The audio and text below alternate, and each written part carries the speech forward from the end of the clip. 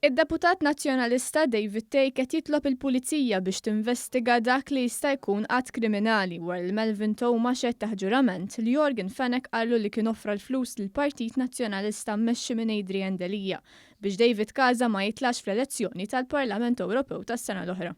David Take talab investigazzjoni mill-Pulizija dwar din l-allegazzjoni, hekk kif saħaq li din tista' tirriżulta f'korruzzjoni. Take talab ukoll investigazzjoni interna fil-Partit Nazzjonalista. Il-Malta Today irrappurtat li wara li fistqarrija l-Partit Nazzjonalista xi ħadd li ġie offrut xi flus, David Take iddistakka ruħu mill-istqarrija tal-Partit Nazzjonalista. Kien f'Ġunju tas-sena li għaddiet waqt il-programm Xara Bank li David Take għamel din l-allegazzjoni. Allega li Jorgen Fenech offra 50,000 euro lill-Partit Nazzjonalista biex Casa ma jiġix elett. Liema allegazzjoni ġiet ikkonfermata mill-middleman fil-qtil ta' Daphne Caruana Galizia, Melvin Toma. Kemm kien l-ammont illi offra Jorgen Fenech biex David Casa lil partit ma jiġix elett?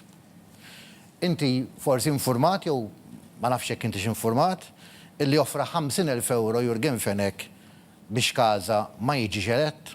Fl-istess programm, Take kien akkuża lil Adrian Delija bi prattiċi ta' korruzzjoni. Taf li jekk dan huwa minnu u l-sors li għandijin dan jikkonfermaħ jista' jirriżulta f'corrupt practice.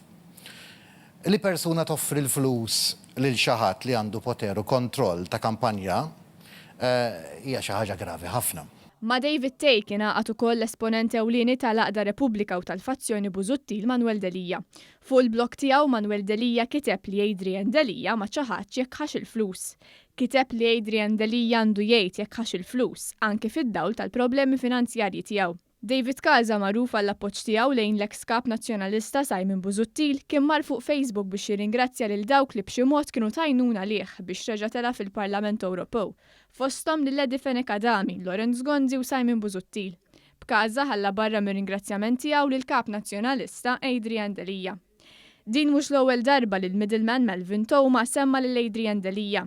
Ġimagħtejn ilu ddikjara wkoll li l-kap nazzjonalista Adrian Delija mar jikolant Jorgen Fenech fir-razzett tiegħu ħaż-żebbuġ. Adrian Delija saqsa lil Jorgen Fenech jekk jistax imur ir-razzett libes shorts minn flok suit, kien xedt Melvin Toma.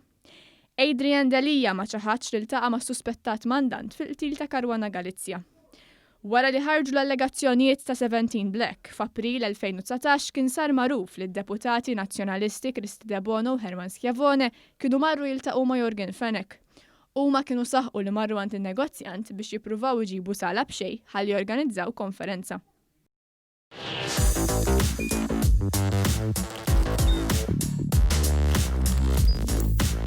Idħol fuq one.com.mt u hemmhekk tista' tara l-programmi kollha li jxandru fuq One permezz ta' One Play.